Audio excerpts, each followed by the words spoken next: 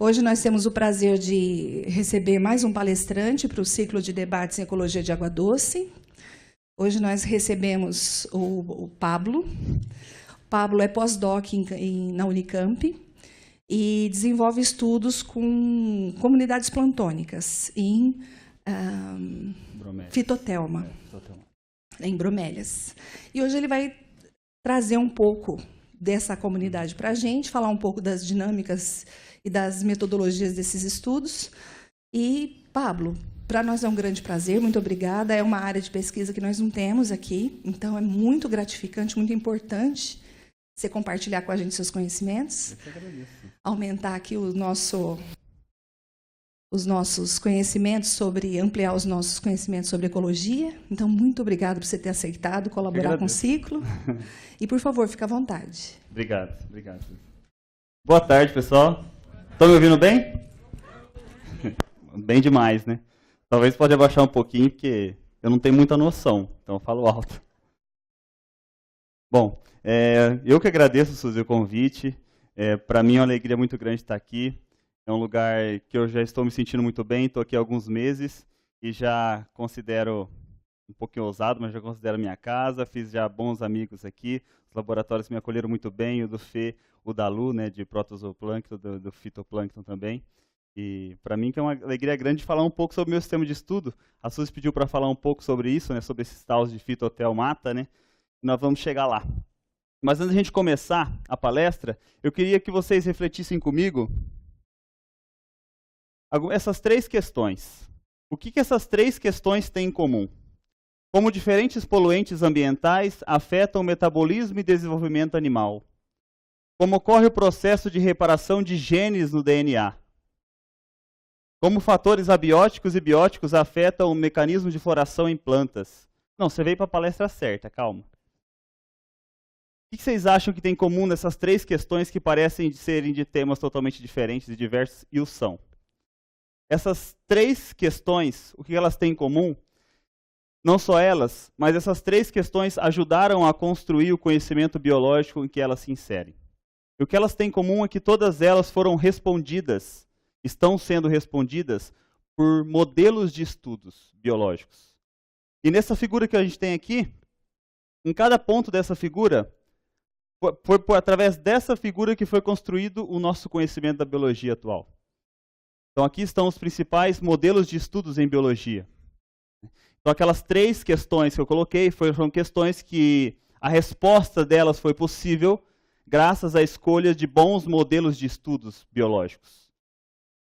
Por exemplo, a primeira questão: como diferentes poluentes ambientais afetam o metabolismo e desenvolvimento animal? Essa questão só foi possível ser respondida graças aos estudos usando o peixe-zebra. Para quem fez graduação ou está no final, lembra alguns exemplos, né, na embriologia sobre o uso de peixe-zebra, né, no desenvolvimento embrionário. A segunda questão: como ocorre o processo de reparação de genes no DNA? Foi possível graças ao uso da Escherichia coli, né, que é uma bactéria que já é chamada de PET de laboratório, né, porque nos laboratórios de biologia molecular está muito presente. Então essa questão também foi possível responder graças a uma boa escolha de um modelo de estudo. E uma terceira questão: como fatores abióticos e bióticos afetam o mecanismo de floração em plantas? Só foi possível a resposta dessa questão graças a uma boa escolha de um sistema de estudos, que é o Arabidopsis thaliana. Então, a fisiologia de plantas, todas as influências dos fatores bióticos e abióticos na fisiologia de floração, foi possível graças à escolha de um bom modelo de estudo. Mas nós vamos falar um pouco de ecologia hoje. Temos modelos de estudos em ecologia? Será que temos?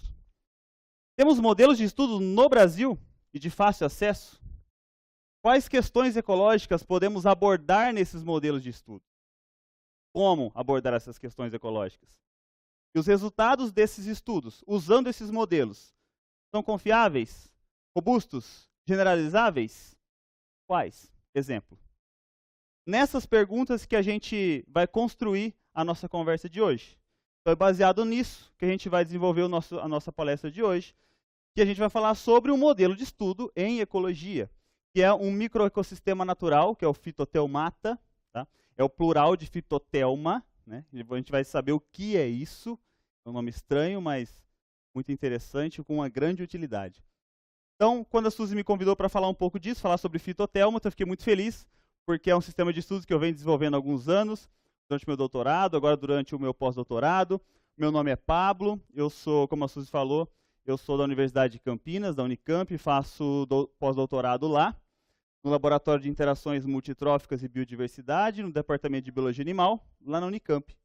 E o meu estudo de pós-doc, ele é financiado pela FAPESP, e com grande alegria estou passando uns meses aqui, uma parceria que a gente tem com o laboratório do Felipe, da Lu, né, de protozooplâncton e de fitoplâncton, para investigar um pouco as nossas questões, como que elas afetam, além dos processos que eu estava acostumado a responder, que é a diversidade de macroinvertebrados, bactérias, funcionamento de ecossistemas, mas também agora pela comunidade micro, né, pelos protistas, né, das algas.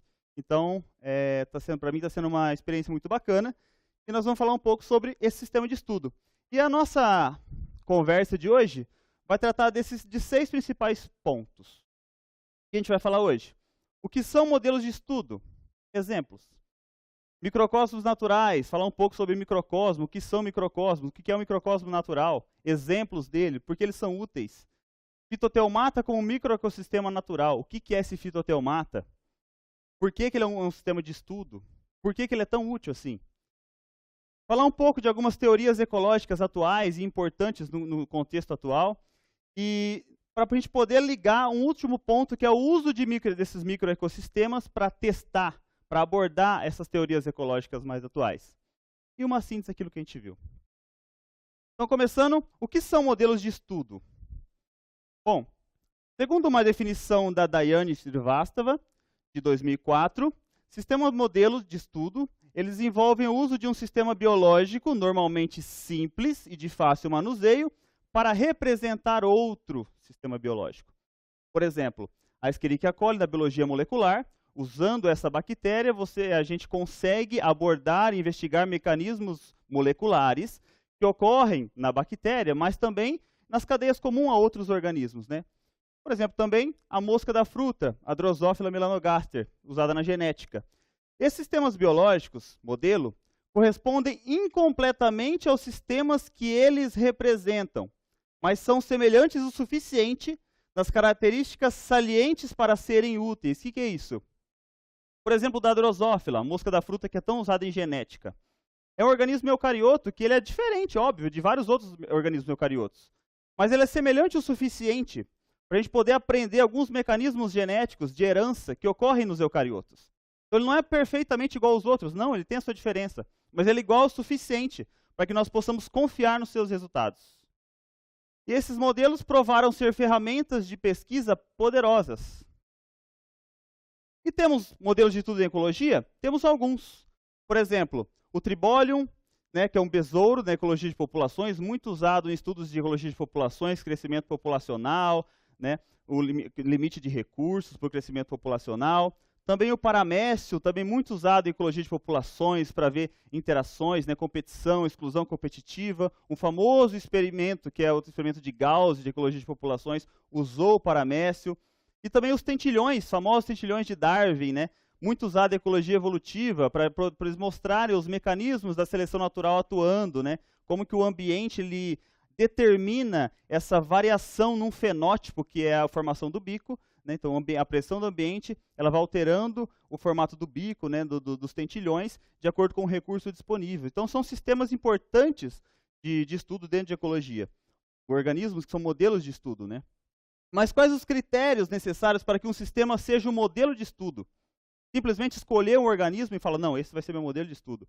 Quais são os critérios necessários? A explicação disso eu tiro de um artigo que é um trabalho seminal de um grande cientista, que é o Richard Levins, que faleceu há pouco tempo, um cara fantástico, que fez grandes contribuições na ecologia, era um ecólogo muito bom, um geneticista, um matemático, um cara realmente muito completo. Ajudou muito a nós, principalmente na ecologia de populações, e foi ele que cunhou um termo que vocês com certeza ouviram ou vão ouvir, que chama metapopulação. Metapopulação foi um termo cunhado por ele, então foi um cara que realmente contribuiu muito para a ecologia com seus conhecimentos, inclusive matemáticos. E o que ele diz sobre modelos de estudo? A inserção de determinado organismo ou sistema como um modelo depende, no geral, de sua capacidade de manuseio, da possibilidade de fazer generalizações para outros sistemas, além de realismo. Então, são 3 pontos importantes aqui, né? Capacidade de manuseio, é a tratabilidade, né? Como que o organismo é fácil de manusear ou não. Da possibilidade de fazer generalizações para outros sistemas ou organismos. E do realismo, óbvio. Né? Mas os sistemas que nós vimos até agora eram organismos individuais. Tudo bem, para tratar sobre mecanismos celulares, moleculares, desenvolvimento embrionário, é uma coisa. Mas será que nós temos modelos de estudo para sistemas mais complexos? Por exemplo, ecologia de comunidades, ou seja, uma variedade grande de organismos, de espécies diferentes, atributos diferentes, grupos biológicos diferentes, em ecossistemas diferentes. Será que nós temos isso? É bem mais complexo do que um único indivíduo de uma única espécie. É isso que a gente vai falar hoje. Temos. Eu vou mostrar para vocês um pouco deles, o microcosmos. Sim, é um excelente modelo de estudo, já estou adiantando a resposta da palestra para vocês. Mas por quê? Bom, então agora a gente passa para o próximo ponto, que é o dos microcosmos. Microcosmos em geral, microcosmos naturais, porque é um bom modelo de estudo para testar esses modelos mais complexos, né? E eu tiro uma definição muito simples, uma das primeiras de microcosmo, que é desse livro que fala do assunto, que é Microcosmos Ecológicos. Com certeza quem já se formou, ou quem já está na pós, conhece esse nome, Howard Odum, ou pelo menos o sobrenome Odum. Odum e o seu irmão mais novo, Eugene Odum, eles foram grandes ecólogos e fizeram contribuições muito grandes, principalmente na área de ecologia de ecossistemas, inclusive usando lagos, né, para poder estudar esses fluxos de matéria, de energia, né, ao longo dos compartimentos do ecossistema. E também são bem conhecidos porque os primeiros textos de ecologia eram dele, né, Odum e Odum. Hoje agora já foi mudando, Fundamentos de Ecologia. E nesse livro o que ele fala? Ele fala que microcosmos ecológicos são pequenos ecossistemas mantidos em contêineres. Ou seja, pequenos ecossistemas, então você chamou de ecossistema, são compartimentos que conseguem ter fluxo de matéria, de energia, ou ter uma capacidade, uma independência, mas são contidos. Por exemplo, um aquário, um terrário, uma poça artificial, ecossistemas muito pequenos, compactos, mas que simulam ambientes maiores. São pequenos compactos, limitados. Ele chamou de microcosmo. Quase que eu coloquei a foto do meu apartamento aqui, porque eu pensei que cabia também no exemplo de microcosmo. Mas aí eu falei, não, acho que não. Mas, óbvio que hoje, só voltando aqui, no início, os microcosmos eram usados simplesmente para fins recreativos. Né? É claro que isso dá um assunto para outra palestra, mas o ser humano sempre teve essa necessidade de proximidade com a natureza. Então, ter esses ambientes em casa dava um ar, não estou na natureza. Então, ter um aquário em casa era agradável, ter um terrário em casa é agradável, né?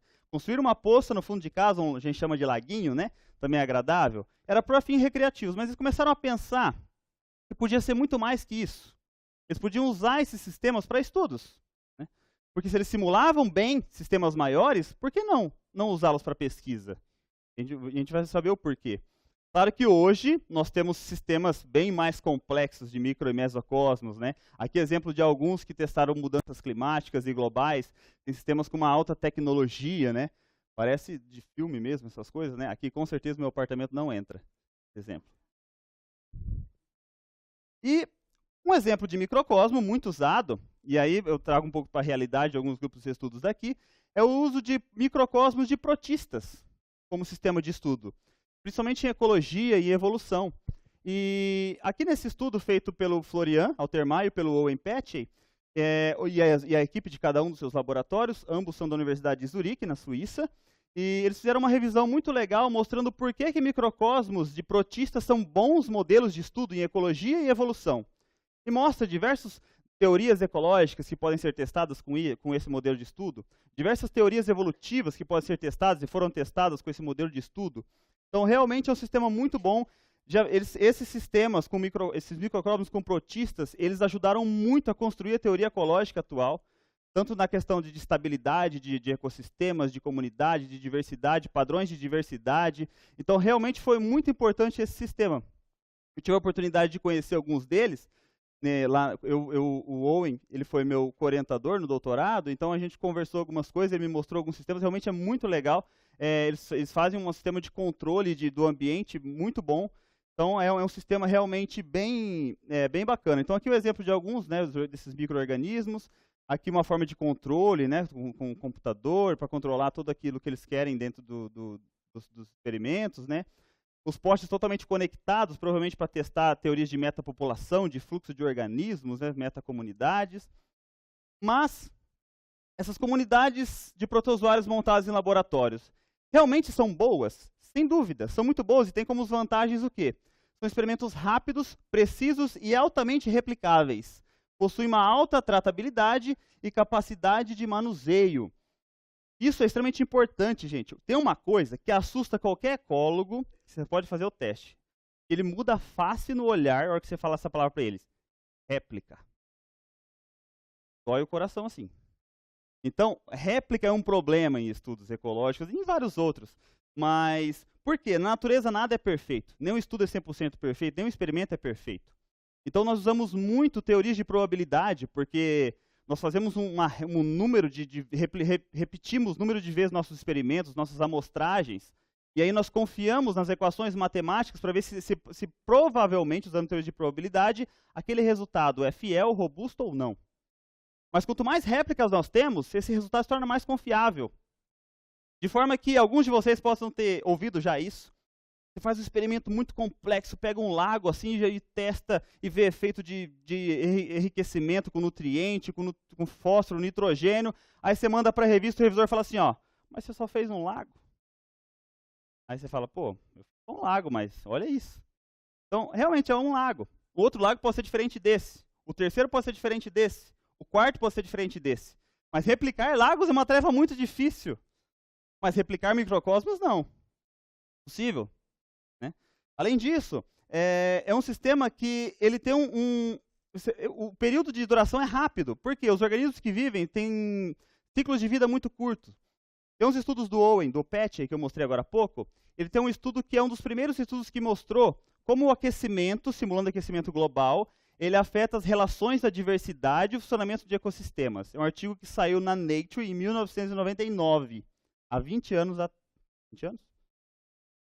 Assustei isso um pouco, né? 20 anos. E ele usou esses sistemas de estudo. Ele fez um experimento de 20 dias. Em 20 dias, ele conseguiu de 50 a 100 gerações. Então ele teve respostas ecológicas e evolutivas, porque 100 gerações não é só uma resposta ecológica. É uma resposta evolutiva. Então realmente é útil. Mas qual que é o calcanhar de Aquiles desse sistema? Ele é muito artificial. Artificialidade. Né?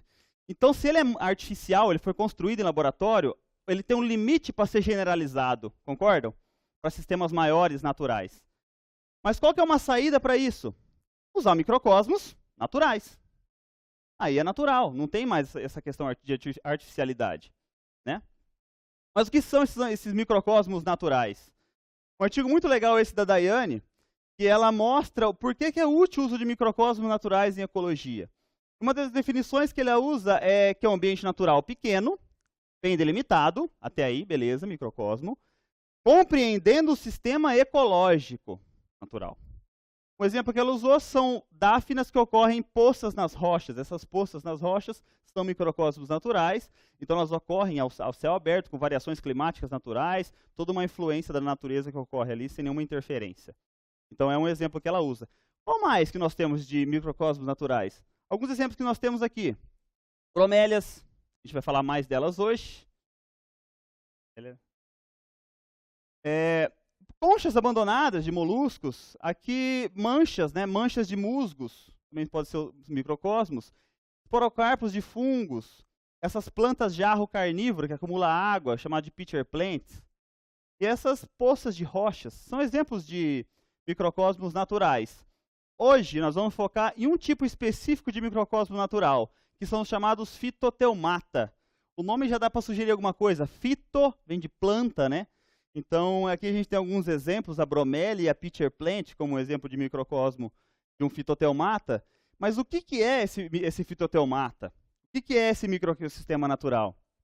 Fitoteumata é um sistema aquático contido, formado naturalmente por uma planta ou estruturas vegetais, e habitado por organismos aquáticos. Então, é um sistema contido limitado por estruturas vegetais, por planta.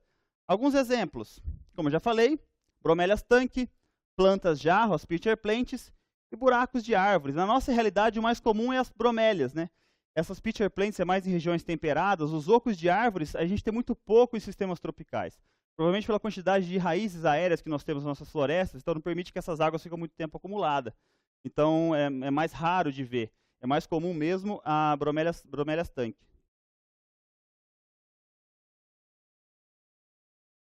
Mas esses microcosmos naturais, esses Phytotheomata, são bons representantes de seus equivalentes maiores?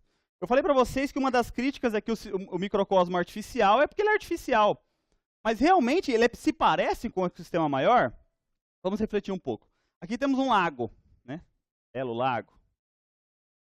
E um lago, por que eu considero um lago como exemplo? Bom, um sistema contido, de água contida numa planta, um equivalente maior que ele, bem maior, é um lago, certo? Água contida, né, parada, só que um sistema muito maior. O que nós temos em um lago? Uma grande variedade de processos ocorrendo, fluxo de matéria, energia, gases ocorrendo, processos ecossistêmicos diversos. O que é isso? São processos que regulam o fluxo de matéria e energia, por exemplo, decomposição, produtividade primária, né, transformação de energia em matéria pela fotossíntese, ciclagem de nutrientes, isso ocorre nos lagos. Além disso, os lagos possuem uma grande complexidade biológica de vários organismos diversos, né? Desde bactérias, fungos, algas, microfauna de vários grupos, né? E também macro-organismos, né? De consumidores de vários grupos, né? Aqui, exemplo, um coleóptero, um ditícide, né? Algumas espécies de peixes de tamanho variados e provavelmente de níveis tróficos variados, anfíbios, e tem uma grande variedade biológica que acontece em lagos. Mas o lago não é um sistema isolado, né?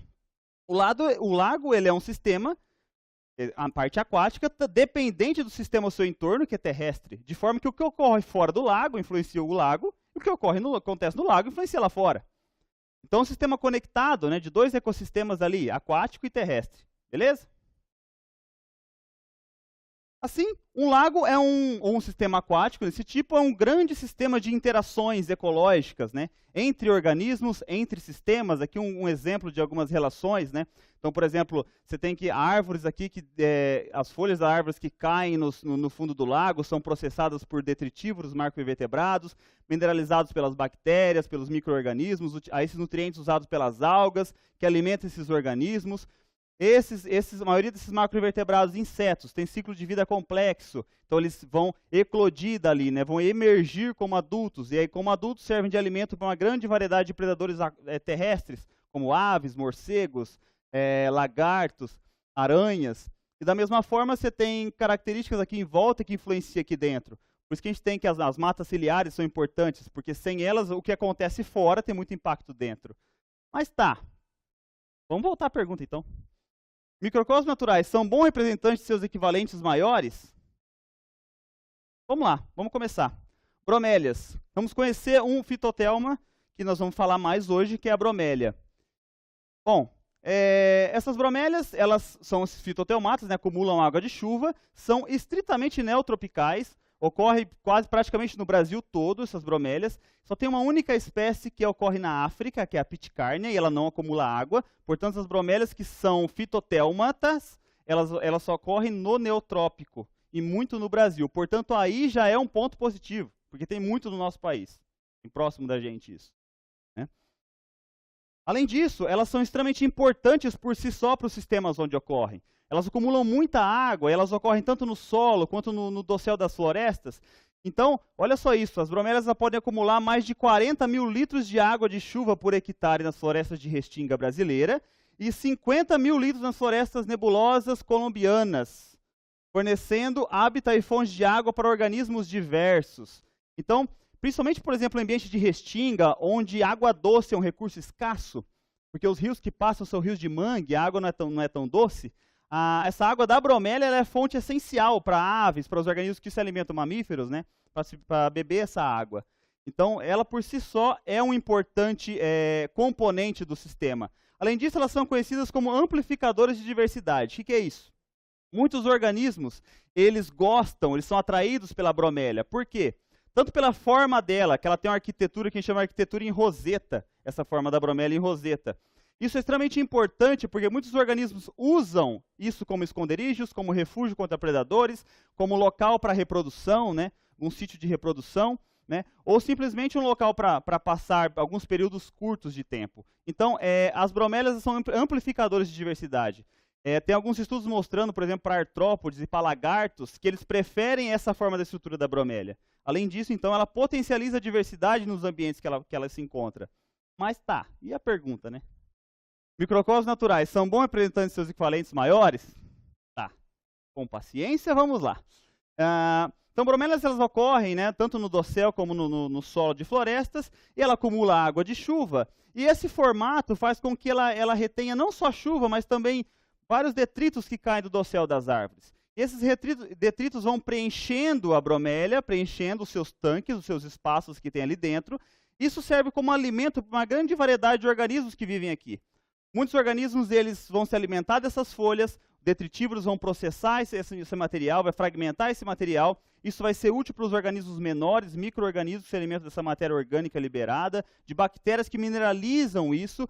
Isso faz com que a bromélia tenha uma grande diversidade de organismos também, de grupos biológicos diversos, de níveis tróficos diferentes.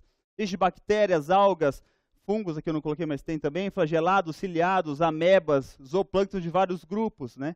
Você tem detritívoros de vários grupos funcionais, diversos, raspadores, fragmentadores, coletores, mesopredadores, macroinvertebrados e predadores de topo. Então você tem uma grande variedade de organismos biológicos ocorrendo desse laguinho, né? Então esse componente aquático da bromélia realmente é muito rico. O que mais? O que acontece aqui? Temos essa parte que fica fora da água, que é uma parte, né, do sistema terrestre, vamos dizer, da bromélia. E por que isso também é importante? O que é atraído nisso? Bom, muitos dos macroinvertebrados que vivem em bromélia são insetos. Insetos têm ciclo de vida complexo, né? A larva, muitos deles, a larva é aquática, por exemplo, de pernilongos e tudo mais, e o adulto é terrestre. Então, ele eclode, né, ele emerge dali do sistema e vira um organismo terrestre. Então, muitas dessas larvas vão eclodir saindo das bromélias o tempo todo. Esses mosquitos que saem são um prato cheio para uma grande variedade de predadores que aparecem no sistema, que se alimentam desses organismos que saem dali. Então, também é um ambiente que atrai predadores terrestres pelos recursos que ele fornece. Então, bromélia é um sistema rico, com componentes aquáticos variados, componentes terrestres variados, de grupos biológicos muito diversos, né? Além disso, dentro do seu tanque desse sistema aquático ocorrem muitos processos ecossistêmicos importantes também, como a ciclagem de nutrientes, que é a base da cadeia das bromélias, né, de detrito, produtividade primária ocorrendo ali pelas algas, né, que vivem aqui, e pela ciclagem de nutrientes. Então, parece que nós já escutamos a mesma coisa de alguns slides para trás. Não são exatamente os mesmos componentes que ocorrem num lago?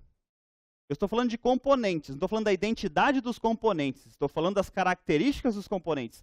Não é a mesma? Então, se é a mesma, bromélias são minimundos ecossistêmicos, laguinhos, pequenos laguinhos, certo? São laguinhos, então, se realmente eles são equivalentes maiores, então nós podemos usar eles, porque é mais fácil replicar bromélias do que lagos, concordam? Então, algumas vantagens. São pequenos tamanho, que permite um número relativamente grande de réplicas, falamos das réplicas. O tempo de geração pequeno dos organismos que ali vivem, falamos também um pouco disso. Condições climáticas naturais, ela está na natureza, na floresta. As variações climáticas que ocorrem, o sistema que ocorre, está na natureza, não tem nada de artificial. E nós mostramos que são réplicas fiéis de equivalentes maiores. Então, aqui, nós podemos partir para uma próxima etapa para falar um pouco sobre algumas teorias ecológicas importantes atualmente e por que essas bromélias, esses microcosmos naturais, são importantes dentro do contexto atual da ecologia, das teorias mais atuais. Pausa para a água e para ouvir a chuva. Vamos lá. Falando de ecologia. Para falar um pouco de ecologia, eu vou partir desde o comecinho, né? Falando um pouco do conceito e algumas teorias. Então, uma pausa agora dos microcosmos e seja bem-vindo à ecologia. Então, o conceito de ecologia que eu mais gosto, que eu acho que é o mais completo de todos, é esse de Likens, de 92. O que ele diz? Ecologia é o estudo científico de processos influenciando a distribuição e abundância de organismos, a interação entre organismos e a interação entre organismos e a transformação e fluxo de energia e matéria. Minha opinião, é a melhor definição de ecologia que eu já vi. Por quê? Aqui ele engloba todas as áreas da ecologia e mostra que a ecologia é um todo integrado, que é cada vez mais atual isso. A ideia de separar a ecologia de organismos, populações, comunidades, ecossistemas, ela está ficando para trás, porque é tudo conectado. E nesse conceito, está aqui falando todas essas áreas. Processo influenciando a distribuição e abundância de organismos, ecologia de organismos e populações. Interação entre organismos, comunidades. Interação entre organismos e transformação e fluxo de energia e matéria, ecossistemas. Então, é um conceito mais amplo e o que eu mais gosto de ecologia. Então, sabemos que nos ecossistemas, pensando nesse conceito de ecologia, os ecossistemas são um todo integrado de processos bióticos e abióticos, né? Onde as relações dos organismos influenciam o ecossistema, onde características dos organismos, a diversidade de espécies, características das espécies, a presença de predadores, produtores primários, fotossintetizantes, influenciam. Além disso, características abióticas são fundamentais no funcionamento dos ecossistemas, como, por exemplo, variações nos ciclos climáticos, variações nas características do hábitat, são importantes. Então, o ecossistema é um todo integrado de processos bióticos e abióticos, e pensando no conceito que a gente viu de ecologia. Nesse sentido, existe um grande tripé de relações no ecossistema, que é a relação da biodiversidade, do funcionamento ecossistêmico e de fatores abióticos. Essa parte aqui, ó, biodiversidade e funcionamento ecossistêmico, tem recebido uma atenção muito grande nas últimas 2 décadas e meia, quase 3 décadas.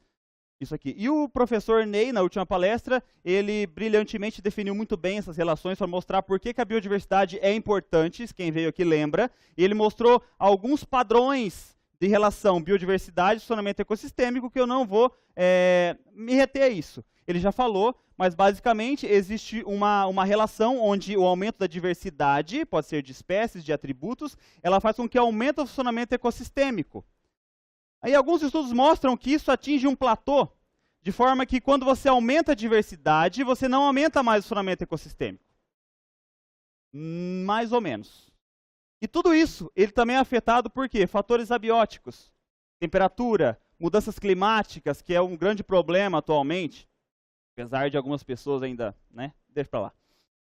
Então existe uma relação muito forte desses 3 grupos: biodiversidade, características de espécies, componentes de diversidade, funcionamento ecossistêmico, da grande variação de processos ecossistêmicos e de vários fatores abióticos. E lembra que eu falei sobre a questão do platô da diversidade? Isso não é realista. Por que não é realista? Existe um conceito atual, não tão atual, mas relativamente atual, que é o de multifuncionalidade ecossistêmica. Multifuncionalidade ecossistêmica. O que é isso? Isso, na minha opinião, é o mais realista das explicações para funcionamento de ecossistemas. O que significa? Multifuncionalidade, multi, vem de muitos.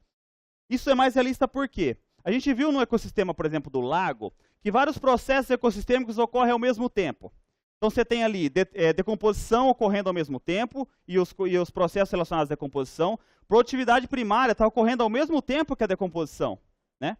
E a ciclagem de nutrientes está ocorrendo ao mesmo tempo que os dois.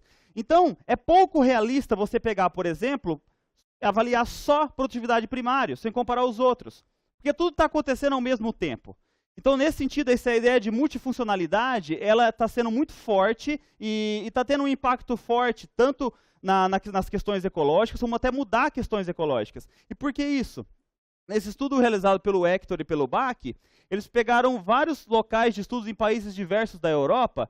Então aqui a gente tem um gráfico, onde o eixo X são o número de processos ecossistêmicos que eles coletaram em comunidades vegetais, e o eixo Y é o número de espécies vegetais. Então percebam que quando você aumenta o número de processos ecossistêmicos, você exige o maior número de espécies para manter esses processos ecossistêmicos. Está vendo? Igual o Ney fez na aula passada, se você decrescer o processo ecossistêmico, você decresce a diversidade necessária. Então, na verdade, esse platô que existe, onde você chega no limiar, que adicionar mais espécies não muda o funcionamento ecossistêmico, isso acontece quando você analisa um processo ecossistêmico. Quando você analisa vários, isso some. Por quê? Cada espécie tem o seu papel. Muitas espécies têm vários papéis diferentes. Para você analisar vários processos ecossistêmicos, mais papéis são necessários. Então, isso significa o quê? Que diferentes processos são afetados por espécies diferentes e ecossistemas multifuncionais exigem alta diversidade, ainda mais do que se achava. Então, isso mostra que os sistemas são muito mais sensíveis do que nós acreditávamos. A relação de diversidade e ecossistema é ainda mais sensível do que nós acreditávamos. E num cenário muito ruim, onde nós vimos que nós estamos acabando com tudo, existe um impacto antrópico gigantesco hoje. Não só hoje, mas de algumas décadas para cá. Esse estudo é um estudo muito importante, um dos primeiros, que foi feito pelo Wituzek, saiu em 97 na Science. E ele mostra como que a dominação humana está afetando todos os ecossistemas da Terra. E ele coloca uma frase que eu achei impactante, que é: muitos ecossistemas são dominados diretamente pela humanidade. E não há ecossistema na superfície da Terra livre da influência humana invasiva. Todos os componentes estão sendo afetados. Ele mostrou uma grande variedade de estressores ambientais provocados por nós, pelos seres humanos, que estão afetando a diversidade e o funcionamento ecossistêmico. Vários deles: aumento da quantidade de CO2, os impactos que alteram os ciclos biogeoquímicos, mudanças climáticas globais, perda de diversidade, invasões biológicas, tudo isso causado por nós. Eu queria que vocês atentassem para 3 especificamente. Mudanças climáticas globais, mudanças no uso da terra e na cobertura da terra e perda de diversidade biológica. 3 desses componentes. Pensando que essas mudanças globais podem afetar tanto os componentes do ecossistema quanto da comunidade. Dessa forma, ele também afeta a interação entre os dois. Lembra dos slides passados? Então, esse impacto pode ser muito grande, tanto nos organismos, quanto no ecossistema, quanto na relação entre eles. Tá. Então, 3 principais efeitos antropogênicos: mudanças climáticas, perda de biodiversidade e redução do tamanho do hábitat. Mudanças climáticas, vocês sabem muito bem que é um problema atual, cada vez mais atual. Nós temos predições claras de que a temperatura está mudando. Para a nossa região, um aumento com mais de 99% de certeza de 2 a 4 graus para as próximas décadas. E isso é problemático porque o aumento da temperatura ela pode afetar a performance dos organismos, das espécies. Todas as espécies têm um ótimo de temperatura.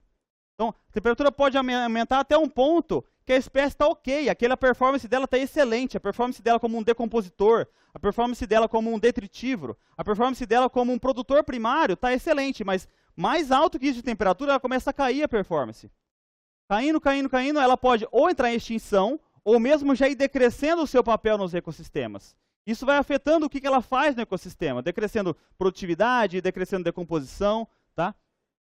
E dentro dessa perda de diversidade causada não só para a mudança climática, mas por todo aquele monte de processos antropogênicos que eu mostrei, um dos grupos mais sensíveis que estão sendo afetados são os predadores, organismos de níveis tróficos mais elevados.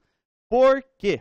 Bom, predadores são organismos normalmente maiores, que têm um ciclo de vida mais longo que as outras espécies, necessitam de uma área de vida maior e têm um tempo de geração mais longo, né? Então, são espécies realmente que precisam de um tempo maior, espaço maior. Então, mudanças, distúrbios ambientais, afetam primariamente esse tipo de organismo, os predadores. Outra coisa é a questão do tamanho. Existe uma relação muito forte que a temperatura alta, ela favorece organismos menores. Por quê? Porque organismos maiores, eles atingem um nível metabólico alto, e essa taxa metabólica mais alta que isso começa a decrescer sua aptidão, e eles sofrem muito até a extinção. Então, existe essa relação. Então, predadores são os mais afetados. E se você tirar o predador do sistema, você afeta todas as relações que ele coordena e que ele influencia. Então, imagina num sistema onde a gente tem, por exemplo, uma floresta tropical, que você tem um grande felino, uma onça, você tem cervos, que são pastadores, e a floresta ali. Se a onça está lá, ela controla, ela vai controlando a abundância desses cervos e impede que esses cervos afetem a comunidade, comam demais e pesoteiam aquela comunidade vegetal. Se a onça desaparece, a densidade de cervos sobe muito. Então você aumenta o pisoteio nas florestas, você aumenta o consumo excessivo e faz com que a floresta decresça. Então você tirando predadores de topo, você quebra o equilíbrio do sistema. Esse efeito dos predadores, pelos herbívoros, pelos consumidores, até as plantas ou até a nível basal, é chamado de cascata trófica. e que a gente chama de top-down. Tem um vídeo muito legal que eu recomendo você anotar e assistir depois, que chama Como os Lobos Mudam o Curso dos Rios. Quem não viu, eu indico muito, que mostra o poder desses efeitos em cascata. Eles mostram um exemplo quando eles reintroduzem o lobo no Parque Yellowstone, depois de décadas que eles desapareceram, e o que acontece é sensacional. Então, como que um predador ele é importante no sistema. Foi o que eu falei, esses efeitos ocorrem em cascata, né? Por exemplo, a temperatura ela pode afetar os predadores, e aí esses efeitos dos predadores podem afetar todas as relações tróficas, o que eles consomem, os organismos, os detritívoros, até chegar no processo ecossistêmico. E os estudos têm mostrado realmente que, por exemplo, mudanças climáticas têm causado o que a gente chama de homogeneização biótica. Então, o aumento dessa mudança climática, tanto da temperatura como da precipitação, está fazendo com que os sistemas fiquem mais simples, mais simplificados, mais pobres em espécies. E olha que os primeiros que somem, quem são? Predadores. Olha os lobos aqui, ó. 3, 1, tchau. E aí, o que acontece? Aumenta, o exemplo que eu falei, dos cervos, e a vegetação vai decrescendo. Primeiro em diversidade, some alguns números de espécies, depois em abundância, depois desaparece. Um ecossistema pobre. Então, existe um efeito do clima, das mudanças globais, passando pelos predadores, até chegar nas plantas e outros componentes. Né? E um outro tópico é a redução do tamanho do hábitat. Nós estamos cansados de ver o quanto que os processos de corte de árvores, né? de desmatamento e de processos que estão acontecendo em volta de rios e lagos, por exemplo, a remoção de florestas ripárias, o quanto que está prejudicando os sistemas, decrescendo em muito a área dos ambientes, tanto terrestres como aquáticos. Isso vem acontecendo nas últimas décadas, né? E isso tem um efeito muito forte, negativo nas comunidades. Você diminui a área do hábitat, tanto terrestre como aquática, você diminui a diversidade dos organismos, diminui a abundância dos organismos, diminui grupos ecológicos importantes que estavam ali e passam a desaparecer, porque precisavam de áreas maiores. Você diminui a área, você diminui também muitos microhábitats que aquela área possui. Então nós temos aqui um exemplo de como que, de 3 importantes impactos, aqui eu coloquei antropogênicos, mudança climática, redução da diversidade de predadores e tamanho de hábitat, afetando negativamente a diversidade e o funcionamento ecossistêmico, mas também podendo ocorrer um efeito entre eles aqui. Né? Porque existe uma relação, como nós falamos atrás. Mas como testar isso? Aqui nós estamos voltando para o microcosmo. Então, 2 questões importantes que nós precisamos responder, foram respondidas, como múltiplas alterações antropogênicas, como as 3 que nós mostramos, afetam o funcionamento ecossistêmico, o que é uni? Só uma função por vez, e multifuncional, todas as funções juntos, igual eu falei, direta e indiretamente através da diversidade de macro e micro-organismos. Nossa, pergunta complexa, né? E uma outra pergunta, quais os padrões de diversidade taxonômica de macro e micro-organismos e bactérias de água doce? Pensando num sistema de água doce que sofreu aquele impacto que eu falei. E como múltiplas alterações antropogênicas, como as 3 que eu falei, afetam os padrões de diversidade de grupos biológicos distintos. Aqui vai o exemplo, nosso próximo tópico, e o nosso penúltimo tópico, que é o uso de microecossistemas para investigar questões ecológicas importantes e atuais. Será mesmo que usando os microecossistemas a gente consegue responder essas questões que parecem tão complexas? Pausa para a água e para a chuva. Vamos lá. Bom, na primeira pergunta, como múltiplas alterações antropogênicas afetam o funcionamento ecossistêmico unimultifuncional, direta e indiretamente através da diversidade de macro e micro-organismos. Isso nós respondemos no artigo que publicamos há 1 ano e pouco atrás, que foi publicado na revista Ecology Letters, onde nós mostramos esse efeito, publicamos esses efeitos, e vou mostrar para vocês alguns resultados desse estudo e como que nós fizemos isso.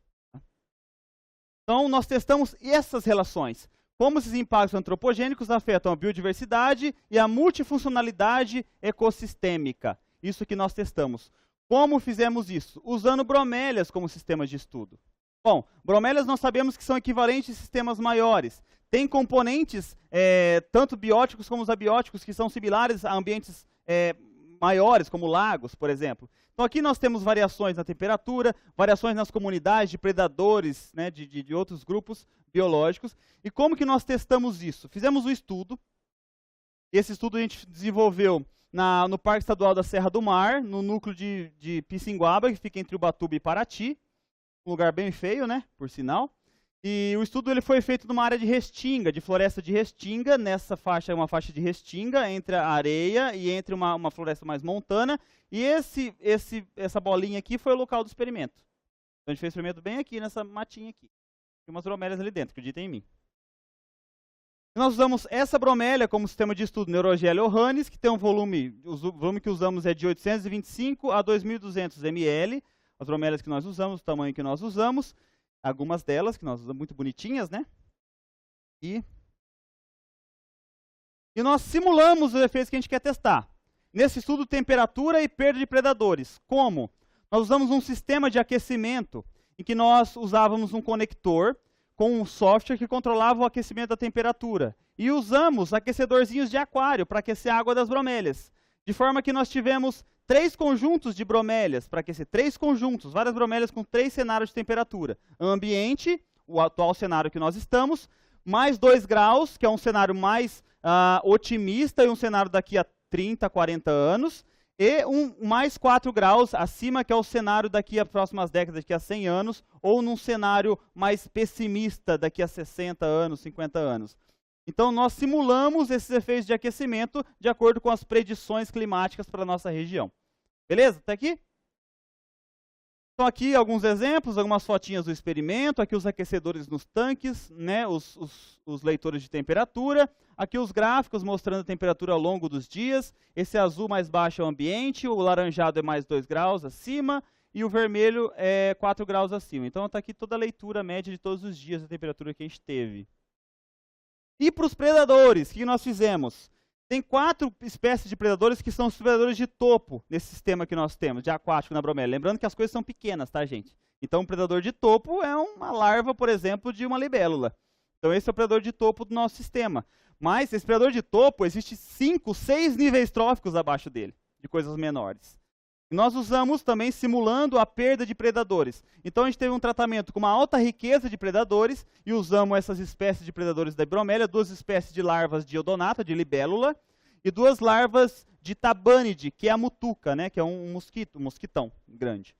São predadores. No cenário que você teve uma perda de diversidade, nós mantemos só o predador mais dominante, que é essa espécie de larva de libélula, que é o Leptago andromaque, que é uma espécie muito voraz no sistema. E uma simulação de uma perda total de predadores, a ausência de predadores. Então, nós combinamos esses 2 efeitos no experimento com níveis de aquecimento, com níveis de perda de diversidade de predadores. Beleza? E o funcionamento ecossistêmico? Bom, lembra que a gente mostrou que tinha vários grupos de funcionamento ecossistêmico relacionados à decomposição, produtividade primária e ciclagem de nutrientes? O que nós fizemos? Nós organizamos, separamos esses processos ecossistêmicos em 2 grandes dimensões do ecossistema. Uma grande dimensão relacionada à produtividade e uma grande dimensão relacionada ao metabolismo do ecossistema. Para a produtividade, nós usamos funções ecossistêmicas relacionadas à produtividade primária, ciclagem de nutrientes e produção da matéria orgânica. E para essa dimensão do metabolismo do ecossistema, nós usamos a decomposição, funções relacionadas à decomposição e à respiração. Tudo bem? Assim nós temos 2 grandes componentes de multifuncionalidade. Aqui é multifuncional. E o que nós testamos? Talvez algum de vocês tenha conhecendo essa figura aqui, né? Quem fez a prova aqui, talvez. E nós testamos a perda de predadores e o aquecimento, influenciando a multifuncionalidade ecossistêmicas, mediado tanto de forma direta, quanto através da diversidade, abundância e biomassa de macro e micro-organismos. São vários resultados, eu vou mostrar pouquíssimo, só para a gente mostrar e entender por que é útil esse sistema. Então, uma das coisas que a gente viu foi o aquecimento, ele aumenta a produtividade multifuncional. Então, você aquece, o aquecimento predito para as próximas décadas vai aumentar a produtividade multifuncional do sistema aquático, de forma direta. E os predadores, olha que legal, ele também aumenta, mas de forma indireta. Lembra do efeito em cascata que eu falei?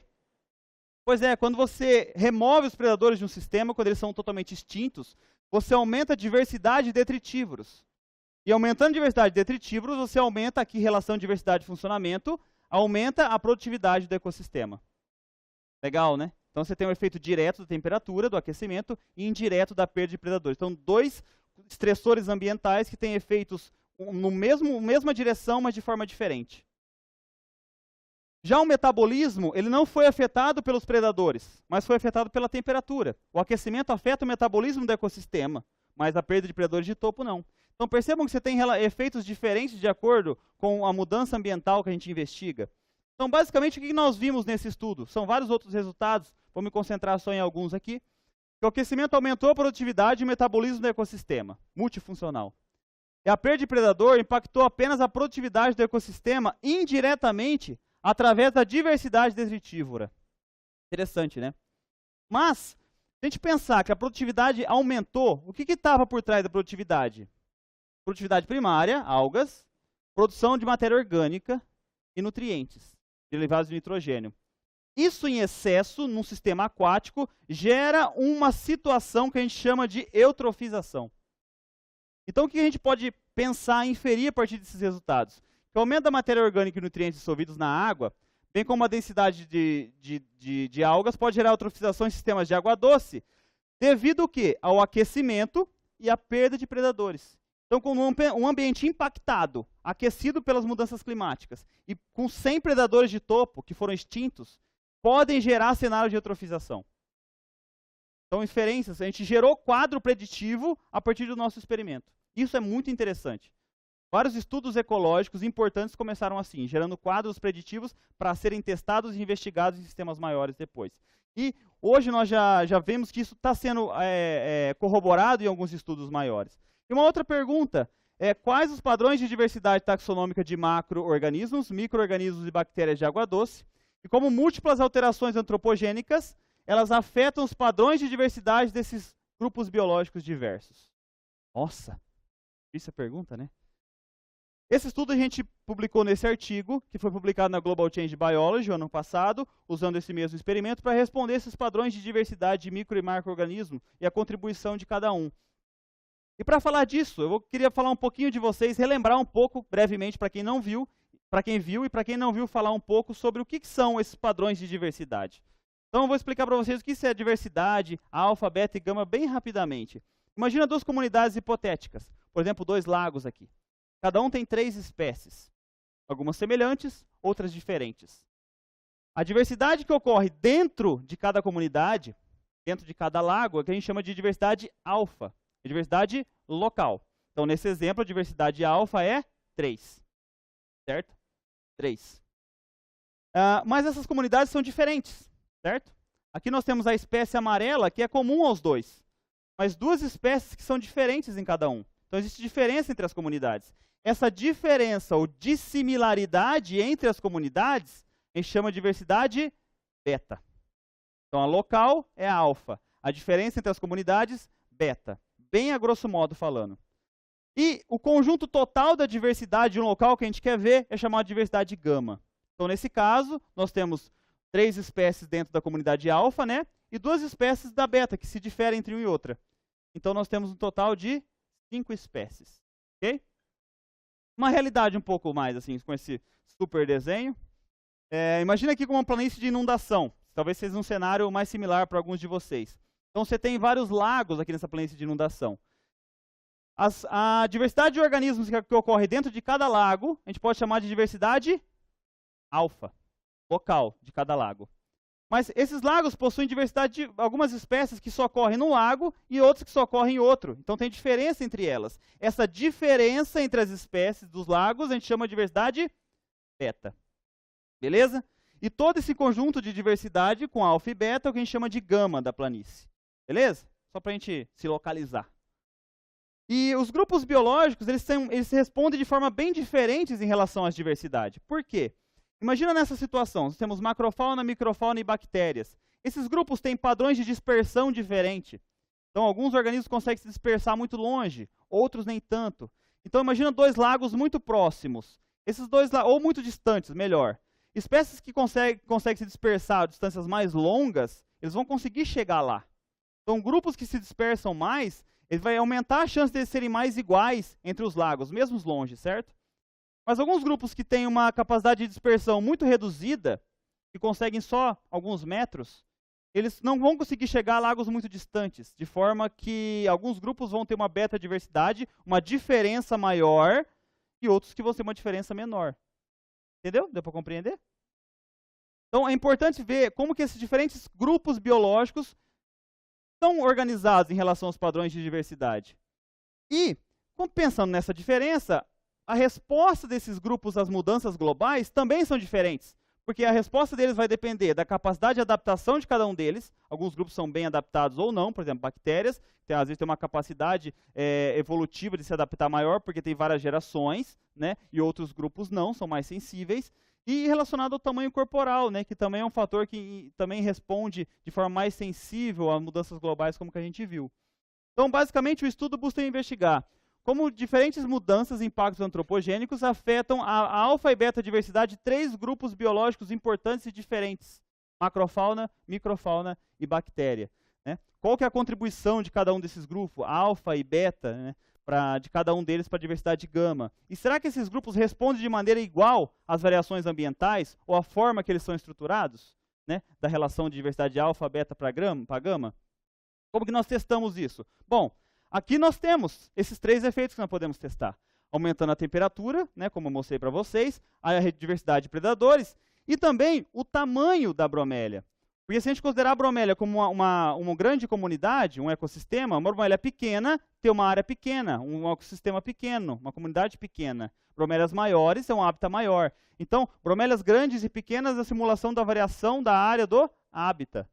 É isso que a gente fez nesse estudo. A gente considerou também a variação do tamanho das bromélias como tamanho do hábitat. E acrescentou uma terceira variável aí. Então, nós temos aquecimento, perda de predadores e o tamanho do hábitat. E o que a gente viu? Alguns resultados bem rápidos, vou mostrar para vocês. Nós vimos que, basicamente, para todos os grupos, a diversidade alfa foi a que mais contribuiu para a diversidade gama do local total. Né? Ou seja, não existia muita diferença entre as bromélias, entre as comunidades, mas o número de espécies de cada bromélia foi o que mais contribuiu. Isso tem um significado bem interessante. Por quê? Significa que elas têm capacidade de dispersão suficiente para habitar todas as bromélias ali e que os processos que ocorrem localmente são importantes na bromélia. O que vai ocorrer naquela comunidade é importante. E o que ocorreu naquela comunidade? Temperatura, aquecimento, perda de predadores e tamanho do hábitat.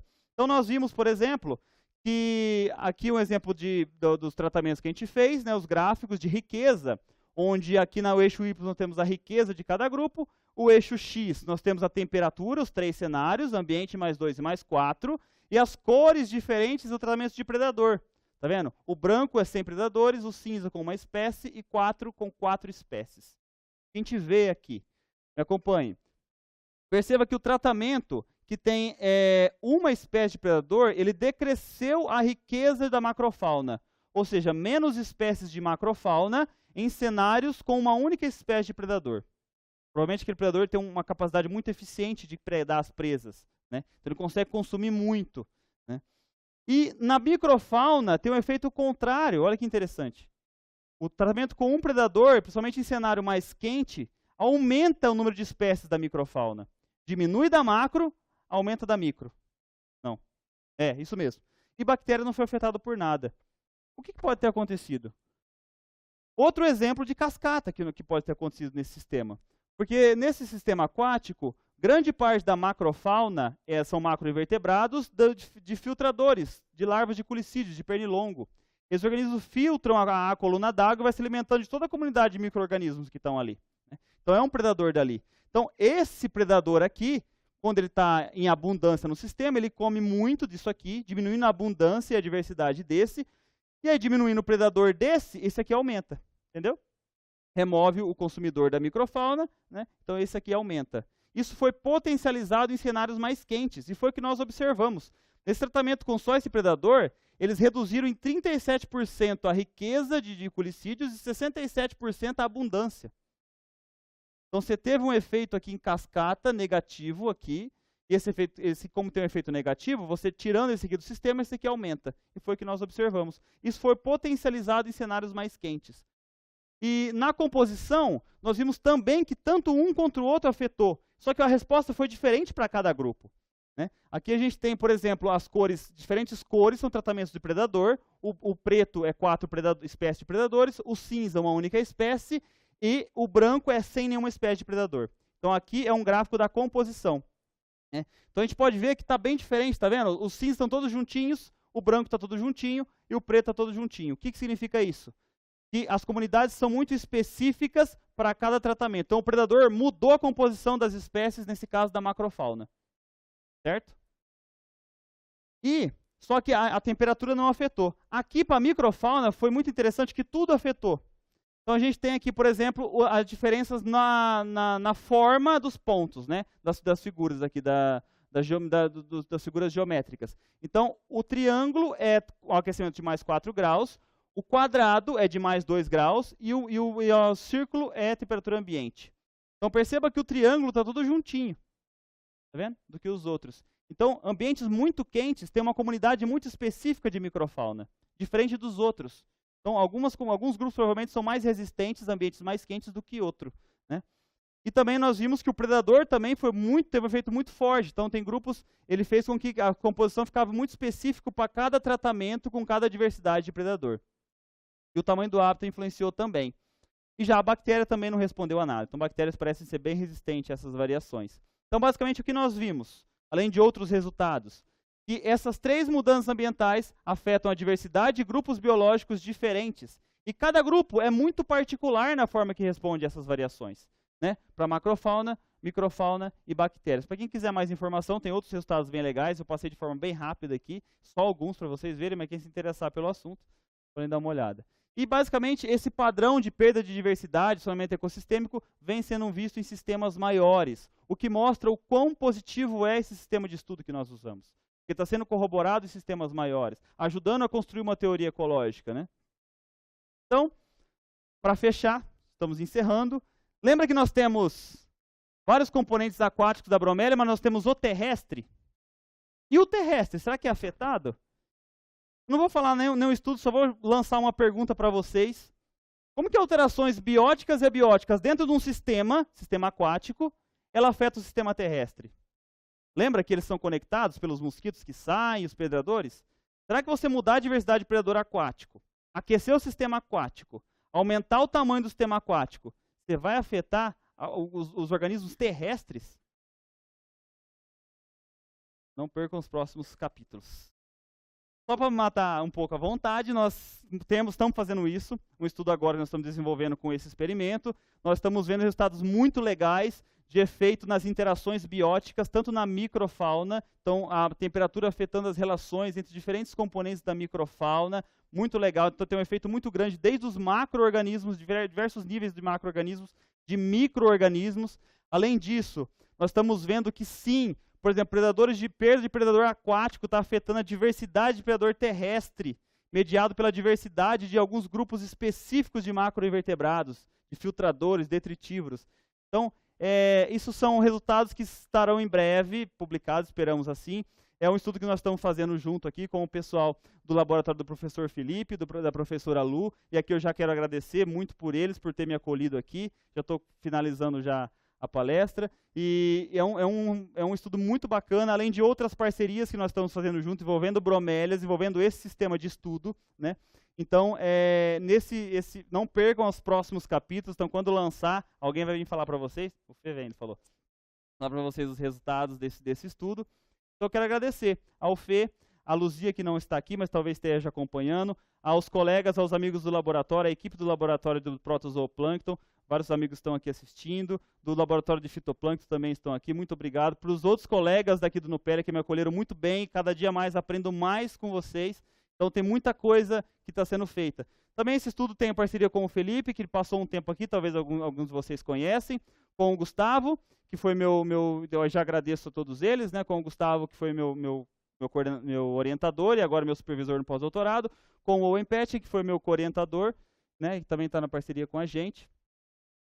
E nós temos para quem se interessa sobre estudos de bromélia, existe um grupo de estudos mundial que chama Bromeliad Working Group. Então, nós fazemos parte de um grande grupo, então você pode consultar uma página na internet. Então, são vários pesquisadores do mundo todo. Então, aqui tem os estudos que foram feitos, alguns artigos, eu coloquei só 2 aqui, mas tem vários que dá para vocês verem sobre teorias ecológicas diversas, né? Aqui tem uma foto minha, mais jovem, com mais cabelo. E, para finalizar, uma síntese. O que nós vimos hoje, então? Basicamente, que microcosmos naturais possuem natureza semelhante aos seus equivalentes maiores, correto? São excelentes sistemas de estudo para investigar teorias ecológicas diversas. Mostramos várias teorias ecológicas, algumas meio pesadas, né? Para poder ver. Comuns de grande importância em ambientes tropicais, no caso da bromélia, especificamente neotropicais, nós, né, no Brasil. São ferramentas importantes para gerar quadros preditivos sólidos de como alterações globais podem afetar os diversos componentes da biodiversidade e funcionamento ecossistêmico. Então, resumindo, o microcosmo possui macro-utilidades, né? E no fim, o macro e o micro são relativos, né? Obrigado.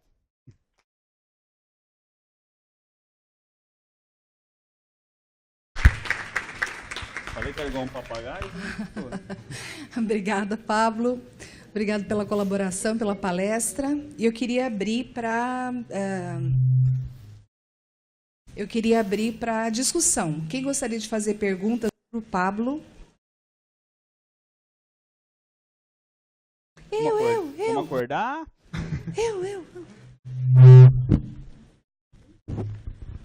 É que ninguém começa, eu começo.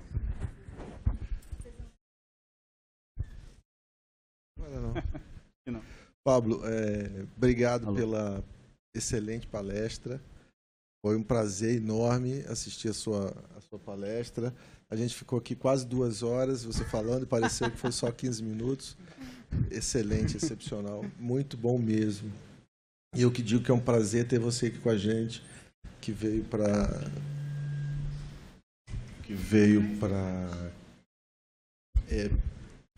participar de pesquisas junto com a gente, né? Pedir alguma ajuda em trabalhar com os micro-organismos, mas, na verdade, a gente tem abusado muito mais de você do que você da gente. A minha pergunta é a seguinte, em relação à distribuição das bromélias, a gente vê que elas estão restritas à região sul, mas tem um grupo enorme de pesquisa trabalhando, esse grupo aí mundial, né, essa rede de pesquisa trabalhando com o fitoteomata no mundo inteiro. Quais são os principais sistemas que eles estudam nessas outras partes do mundo? A gente sabe do pessoal na Inglaterra, na Europa Central, a Daiane, né, no Canadá. Que sistemas que eles têm usado, principalmente? Então, eles fazem períodos de campo, né, de campanhas de campo aqui no Neotrópico, né, o pessoal que é da Europa, a Daiane e tal. Então, o pessoal, por exemplo, de Vancouver trabalha muito na Costa Rica, né, ali na América Central. Então, tem um sistema que utiliza bromélias semelhantes à nossa, algumas bem pequenas. Eu acho que a gente usa as bromélias maiores, assim. E o interessante, até nós estamos fazendo um trabalho agora, que nós fizemos um estudo, que é o nosso estudo, que é como mudanças na precipitação afeta as comunidades e o funcionamento ecossistêmico, né? A gente fez um experimento e simulamos isso aqui no Brasil, mas vários grupos simularam isso ao longo de todo o Neotrópico, né?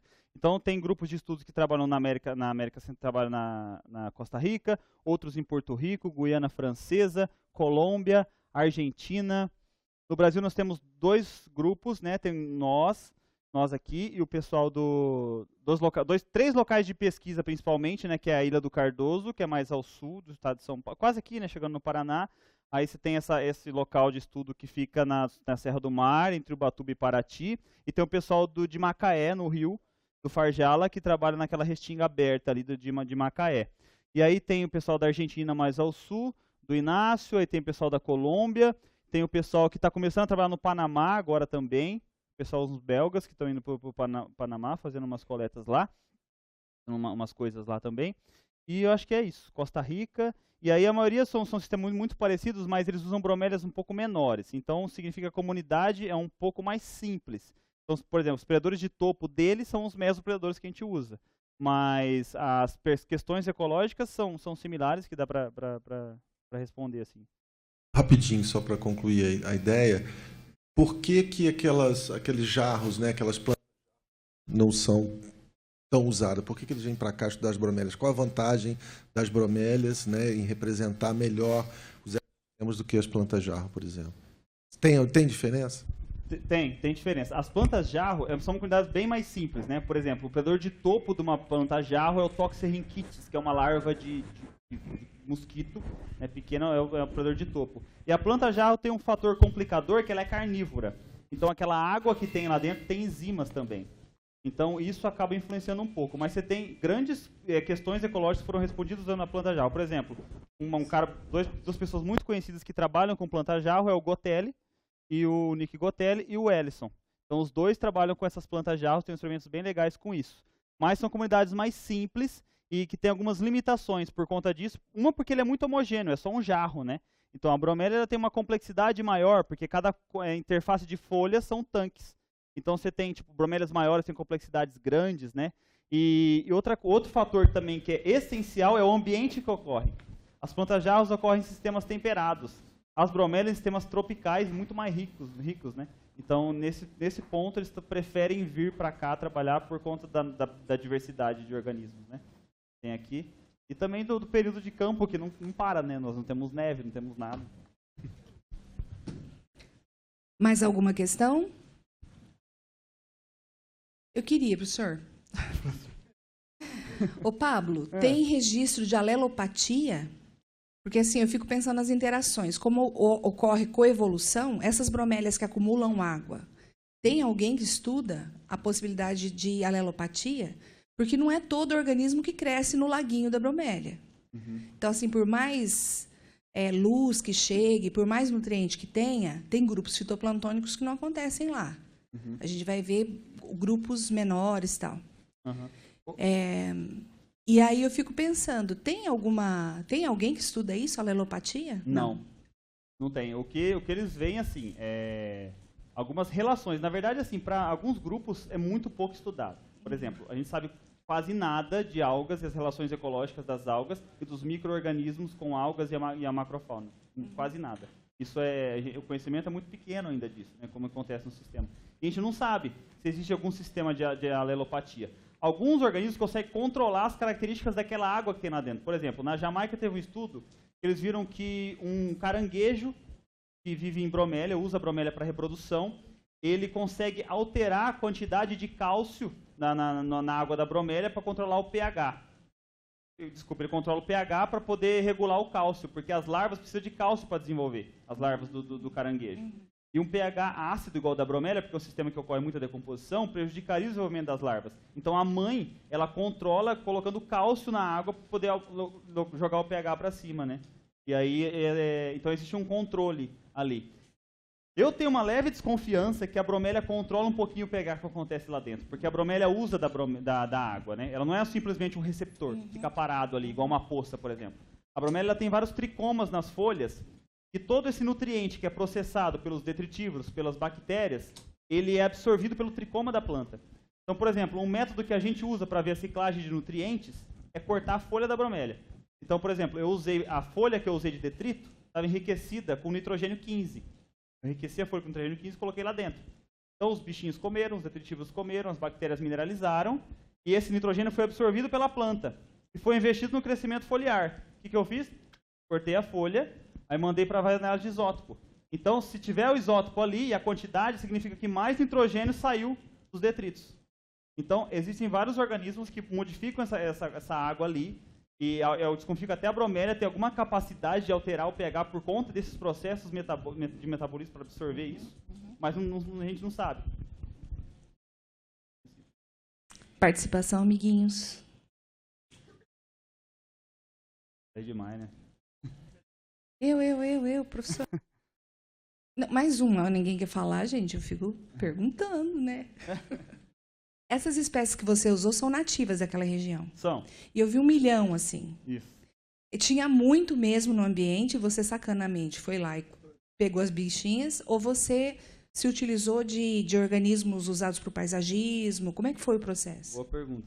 Então, porque são espécies nativas, né? E tal. Na Ilha do Cardoso tem muita bromélia. Muito. Então você não consegue andar de tanta bromélia que tem. Nessa área que a gente fez de estudo não tem tanto. Então o que a gente fez? Essas bromélias elas não são de lá. eu comprei de um cara, do seu Henrique, que o cara tem umas maiores produções de bromélia que eu já vi na minha vida. São fantásticos, lá de Campinas. Lá. Ele faz até algumas reproduções, assim, sabe, algumas espécies diferentes assim, que ele vai fazendo lá. Então eu comprei dele a mesma espécie que mais ocorre lá, que é essa Neurogelia johannes. E inclusive ele falou para mim que as sementes que eu tenho veio de lá. Então ele trouxe a semente de lá, então eu comprei as bromélias dele para não afetar o ambiente, porque eu usei 45 bromélias, então era muito, para isso iria afetar, então eu comprei as bromélias. Mas aí veio com uma biota de lá. Então o que a gente fez? Lavou as bromélias, colocou hipoclorito de sódio, 5%, para matar todos os macroinvertebrados que vieram de fora, deixou a bromélia com antibiótico, que a gente testou antes, que é eficiente para bactérias de bromélia, então a gente praticamente zerou a fauna de lá. Então a gente usou uma bromélia da mesma espécie, que é mais comum, com seus ascendentes daquela região, mas foram compradas, para não ter esse problema. Mais alguém? Tem gente que tem projeto, né?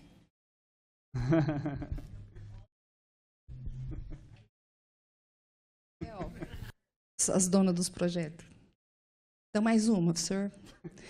No final da sua apresentação, você mostrou que os organismos com as bactérias não tinham tido efeito, que os bichinhos, a microfauna tinha sofrido alguns efeitos de interação e tal, e os maiores tinham sofrido menos. Você acha que o poder de resiliência dessas populações se deve ao ciclo de vida menor? Quanto menor o ciclo de vida, mais fácil, maior a capacidade de se adaptar a essas variações, ou maior adaptação genética possível, e aí o efeito... Quer dizer, em outras palavras, no aquecimento global, organismos de ciclo de vida de curto menor sofreriam menos ação do aquecimento global? Quer dizer, nós teríamos... O urso polar vai desaparecer, mas, em compensação, gente, as baratas, as bactérias patógenas, as cianobactérias... A minha visão, eu acho que... É aquela velha resposta, depende, né? Tudo em biologia depende. Mas eu acredito que, em certo sentido, sim. Por exemplo, pensando em bactérias, organismos menores, você tem um ciclo de geração, né, um tempo de geração muito pequeno. Então, você tem um número de gerações muito grande. Então, as respostas até evolutivas dessas variações, elas ocorrem de uma forma muito alta. Então, isso pode gerar uma resistência, vamos dizer, evolutiva. Mas alguns grupos não. Eu acho que para grupos que têm respostas muito específicas, que dependem de microhábitats específicos, esses vão ser muito afetados. Alguns grupos, mesmo pequenos, eu acho que vão ser afetados por algum desses processos, porque a gente viu que a microfauna foram muito sensíveis a isso. A gente está vendo alguns outros resultados agora, a gente até analisou alguns resultados, que na verdade não são todos os grupos da microfauna que respondem desse jeito. Alguns grupos dentro da microfauna são mais resistentes e outros menos. Agora, o mecanismo por trás disso, por que eles são mais ou menos resistentes, aí ainda é uma incógnita. A gente ainda não sabe. O que a teoria fala é organismos maiores, então de níveis tróficos mais elevados, são mais sensíveis. Por quê? O tamanho corporal maior, ele tem uma pressão metabólica mais elevada em temperaturas mais altas. Então, eles atingem um platô mais alto de temperatura, então ele começa a decrescer em performance mais rápido do que os pequenos. Então, tem 3 grandes respostas de mudanças climáticas e já estão bem definidas. A primeira é mudança do padrão biogeográfico. As espécies estão se movimentando para locais diferentes. Estão buscando, por exemplo, principalmente em direção ao norte. As espécies estão indo, né? Ambiente mais a menos. Segunda resposta, mudança no período fenológico. As espécies estão reproduzindo mais cedo. E a terceira resposta é o do tamanho corporal. Então, são 3 respostas que já são bem definidas em relação à resposta a mudanças climáticas. Agora, dentro dos grupos biológicos, a gente tem muita coisa para fazer aí.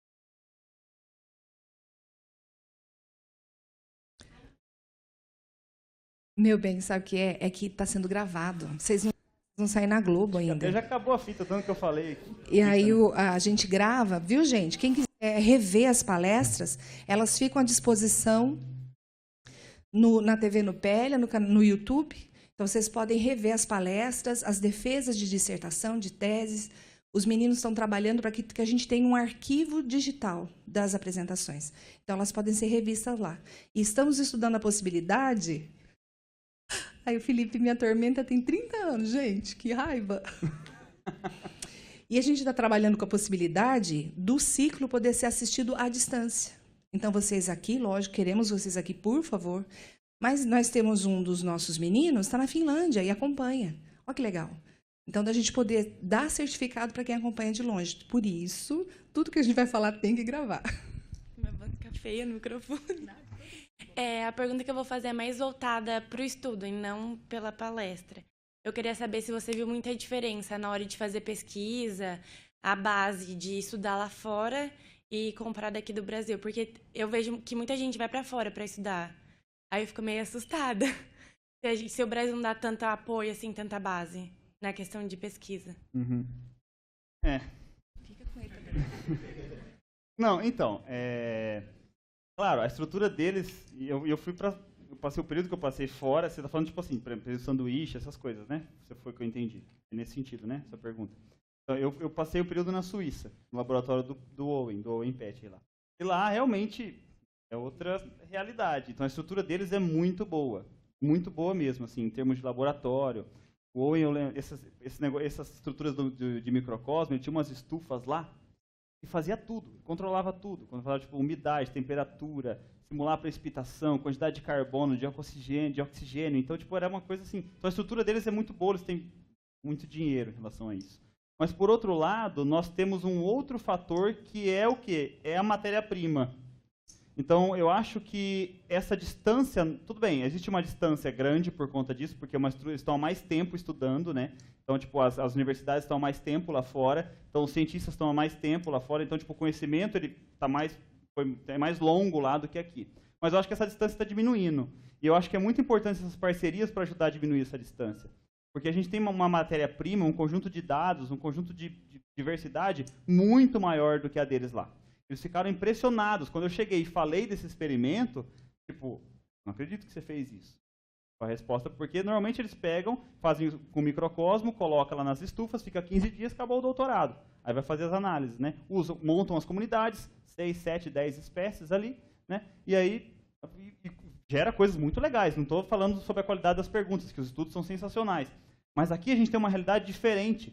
Então acho que é importante agregar isso.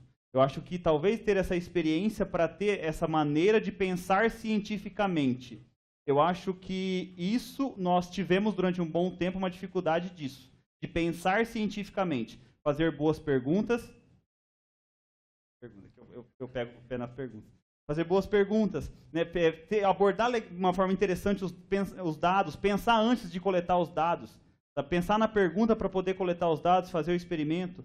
Porque se nós fizermos isso, já muda muito a nossa realidade. Então, eu acho, claro, a estrutura conta muito. Se nós tivermos estruturas melhores, claro que a nossa ciência ia produzir muito mais. Até porque, nos tempos de ouro, vamos dizer, científico que nós tivemos, de alguns anos para trás, foi mostrado que a nossa produção científica ela ficou muito alta. Ficou um dos países que mais produziam cientificamente. Então, quer dizer, deu certo. Claro, tipo assim, essas relações com pesquisadores de fora é importante, mas eu acho que essa distância se reduziu. Nós temos excelentes pesquisadores no Brasil hoje. Excelentes. Então, eu acho que parcerias, se temos dificuldades para ir para fora, eu acho que estabelecer as parcerias entre nós é um fator que nós podemos fazer bem. Lá eles têm, por exemplo, esse artigo que eu mostrei da equipe do Owen e do Florian.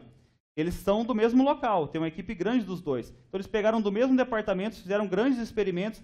Esse saiu de revisão, saiu um da Nature alguns meses atrás, tipo, uma equipe juntos. E eu vejo muita coisa que dá para fazer junto e já acontece, por exemplo, aqui mesmo no campus, aqui no Nupélia, sabe? O pessoal trabalhar junto. Eu acho que isso é um dos pontos positivos para ajudar a crescer. É claro, e fora, tem diferença. Eu não vou ser hipócrita e falar que não tem. A estrutura lá é muito maior, eles têm mais dinheiro, né? Só que são bem exigentes, muito exigentes, assim.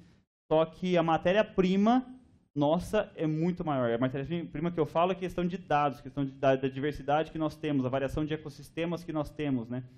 E a forma de nós pensarmos em coisas holísticas maiores, eu acho que é um pouco diferente também da deles. Eles pensam de uma maneira muito pontual. Então, essa pergunta para responder isso e tal. Eu vejo que aqui muitas pessoas começam a ter uma amplitude maior do pensamento, assim, sabe? Nossa, mas é isso aqui, mas o que acontece ali, o que acontece ali, então começa a crescer a visão. Mas eu acho que essa diferença já foi maior. Hoje está diminuindo, mas corremos o risco de aumentar de novo, né? Mas você acha que acaba desvalorizando se a gente deixar de estudar aqui e for para fora para pesquisar o que a gente poderia pesquisar aqui? Porque algumas vezes a gente sabe que as condições lá fora podem ser maiores do que aqui. Eu acho que, assim, a minha opinião, o que eu fiz eu achei que deu certo. Eu fui para quê lá? Eu não fui para fazer um experimento lá. O experimento foi montado aqui. Eu entrei em contato com o Owen antes. Eu pensei, eu e o Gustavo, meu orientador, que hoje é meu supervisor, conversamos, entrei em contato com ele, ele sugeriu algumas coisinhas e nós pensamos no experimento para poder montar aqui. Então eu fui para lá para trabalhar essa questão teórica e de análise de dados. Foi isso que eu fui para fazer lá. Então o meu experimento foi feito aqui. Então eu acho que, nesse sentido, talvez não desvalorize. Porque a gente vai pegar os nossos dados, vai estudar os nossos padrões aqui, ver o que está acontecendo aqui, né? E o que acontece aqui contribui para as teorias maiores e vai para lá para parcerias mesmo, para alguém que tem um conhecimento de uma teoria específica ou de uma análise específica para poder ajudar. E é claro, o que eu acho que é importante é as pessoas retornarem para cá depois. Isso eu acho importante. Porque se a gente forma grandes pensadores e vários pensadores muito bons ficam para fora. A gente vai julgar? Não dá para julgar, porque a realidade aqui é uma total desvalorização, né? Então, que se isso mudar, eu acho que muda também o pensamento. Mas de desvalorizar, eu acho que não. Talvez fazer isso. Você estabelecer parcerias, fazer amostragens aqui, montar os experimentos aqui, coletar as informações aqui e pensar junto lá, talvez. Fazer essas pontes, né? Muito obrigada. A palestra foi maravilhosa. Obrigado. Mais alguém? Oba, a dona do projeto. E não pode desanimar. A gente tem que continuar lutando. Tem que continuar. Já lutaram tanto antes de nós, a gente tem que continuar. Hoje nós estamos produzindo uma ótima ciência aqui. E já está bem reconhecido lá. Sabe, hoje nós, brasileiros, cientistas brasileiros, somos muito bem vistos fora. É totalmente diferente de antes. Eu falei da matéria-prima, mas não que nós só servimos para fornecer matéria-prima, não. Isso foi há um tempo atrás. Hoje não mais. Mas claro que o que ajudou isso foi as parcerias mesmo. Porque lá fora, a gente pensa lá fora, mas eles têm uma rede de parcerias científicas grandes. Na Europa, lá, eu lembro quando eu estava no laboratório, nossa, veio pessoas tipo, da Alemanha, de outros lugares fazendo ali, sabe, toda a Europa para estudar junto. Então, tipo, a gente pensa fora, mas na verdade são vários países lá fora que fazem parceria. Então, acho que isso que nós temos que fazer é estabelecer pontes entre nós, parcerias entre nós, que cada um pode contribuir muito com alguma parte. E assim a gente gera produções científicas, crescimentos juntos, né? De forma mais eficiente, na minha opinião. Eu acho que o caminho da ciência é essa. Acho que cada vez menos individualismo e cada vez mais grupo. Hoje você pode ver que os grandes artigos têm dezenas de autores, porque esse é o caminho, né? Boa noite. Parabéns, Pablo, pela palestra. Foi muito, muito boa. E eu queria perguntar assim, uma pergunta simples sobre o compartimento em si, porque como você mostrou, a morfologia da bromélia, ela apresenta vários tanques. Então, se a retirada desse predador afeta os tanques de forma específica ou de forma em conjunto? Boa pergunta. Para esse tipo de predador, a bromélia toda, né, ela foi afetada. Nós a mostramos na bromélia toda. Mas se você for pensar que alguns grupos, principalmente de micro-organismos, podem estar limitados, talvez seja um bom projeto ver, sabe o quê? Como que micro-organismos respondem à estratificação na bromélia. Você deveria pensar nisso. Né? É o projeto dela. Então pode ser que alguns organismos tenham essa limitação dentro do tanque. Porque existe diferença. Por exemplo, o tanque central da bromélia ele é muito aberto. Então ele recebe uma luz solar mais intensa. Então as quantidades de clorofila ali é muito mais alta do que os outros tanques que ficam colapsados entre folhas. Assim. Então as características da água de um tanque podem ser diferentes da de outro. Então alguns grupos podem ter que tem essa estratificação, outros não. Por exemplo, macroinvertebrados eu acredito que não. Porque predadores, principalmente esse que a gente viu, eles têm a capacidade de mudar de tanque. O leptagron, ele consegue andar, então ele muda de tanque. A hora que o recurso de um tanque termina, ele vai para o outro. Sabe? É claro que ele não vai ficar andando no chão, mas entre tanques ele consegue se locomover ali. Mas isso depende muito da capacidade de dispersão de alguns organismos, mesmo entre tanques. Porque se a gente for pensar em escala, você pega até alguns tanques que tem 50, 60, 70 ml. Isso, para, por exemplo, alguns protistas, é muita coisa. Então você tem, na verdade, uma grande comunidade dentro de uma única bromélia. Né? Então você tem os locais, que são cada tanque, tem um regional, que é a bromélia toda, e tem uma grande metacomunidade, que são várias bromélias, se você for pensar a nível de escala. Então, nesse sentido, o efeito foi na bromélia toda. Mas se você for reduzir a escala, eu acredito que alguns efeitos, alguns organismos respondem individualmente por tanque.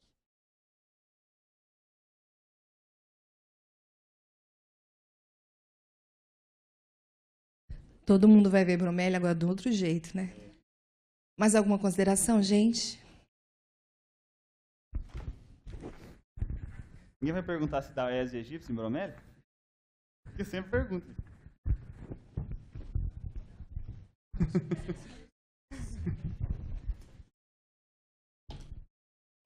Antes de tudo, parabéns pela palestra. Achei bem densa, mas muito rica em informação.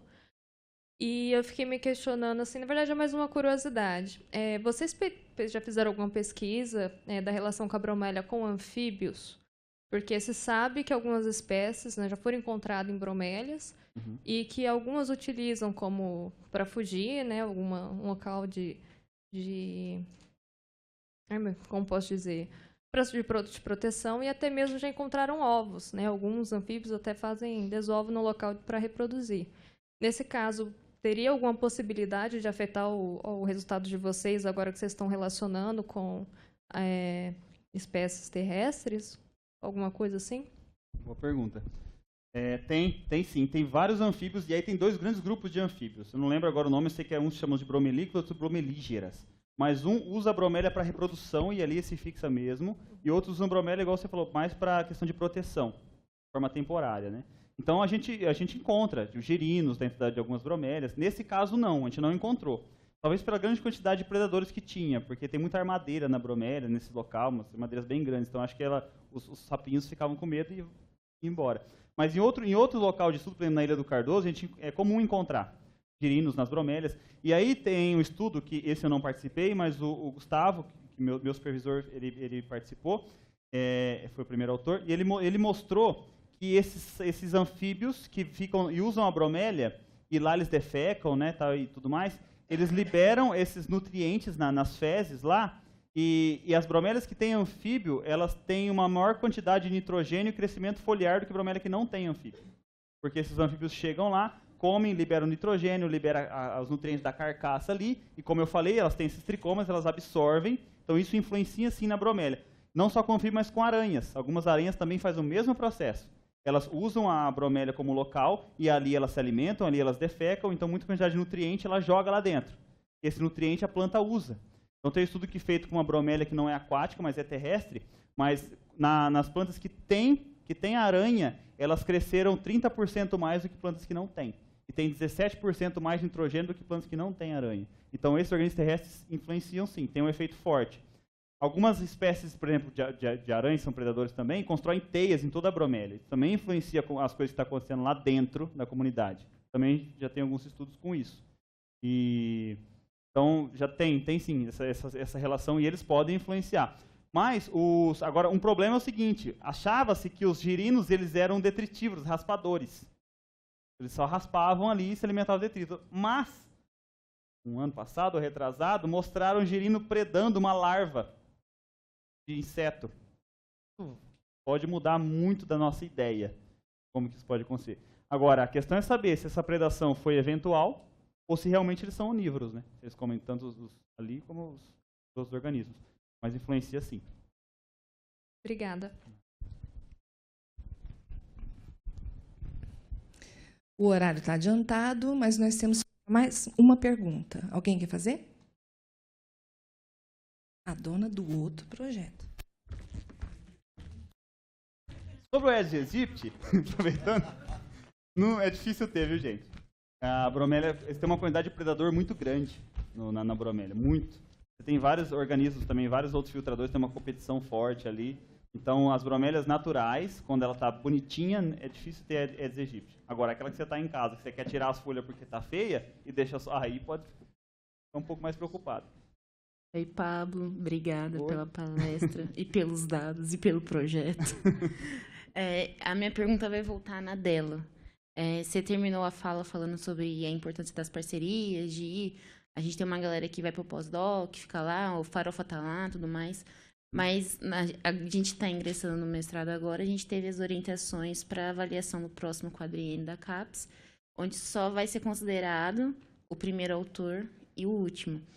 E a gente sabe que ninguém faz nada sozinho e que as parcerias são muito importantes, como está sendo, como vai ser a nossa. E o que você acha disso, Pablo? Em relação a... a essa alteração, ser considerado apenas o primeiro e último autor, que seria o dono do projeto e o orientador, praticamente, né? Eu acho prejudicial, na minha opinião. Eu acho que isso corta um pouco aquilo que a gente estava conversando. Porque, na verdade, você vai resumir que duas pessoas fizeram a maior parte, mas não. Você pegando, por exemplo, um banco de dados grandes, você pegar, por exemplo, nesse trabalho que você avalia bactéria, microfauna, alga, macroinvertebrados, sabe, relações de ecossistema, você tem pessoas especializadas de cada área, que trabalhou tanto quanto as outras. Sabe? Agora, você tirar o mérito disso por conta de uma portaria, por conta, sabe, de o primeiro e o último, na minha opinião, isso vai ser muito prejudicial. Isso vai travar muito a pesquisa e vai andar na contramão. Porque o crescimento é com parceria. Essa história de você falar assim, não, isso vai fazer o quê? Vai começar a limitar as coisas. E os trabalhos, quando você tem um banco de dados grande, quando você tem diversos expertises, né, diversos especialistas de cada área que pode ajudar, um com uma análise, outro com uma forma de pensar ecológica, outro com um dado, outro com uma escrita muito boa, sabe? Ou uma equipe que trabalha bem junta, isso é importante. Então, eu acho que isso vai... não acho que é uma boa ideia, acho que isso vai atrapalhar. Isso está indo na contramão do que é o crescimento científico hoje. Hoje, no mundo todo, não estou falando de Brasil, não. No mundo todo, as parcerias estão cada vez maiores. A gente está na era das Big Data, que é dos grandes bancos de dados. Por isso que a ciência da Data Science nunca foi tão grande quanto é hoje. Então, a gente não tem como falar assim, nossa, vamos escolher só o primeiro e o último. Isso está totalmente na contramão. Essa é a minha opinião. Bom, daqui a pouco vão dizer que muito parceiro científico fere a soberania nacional. Pois é. Detalhe.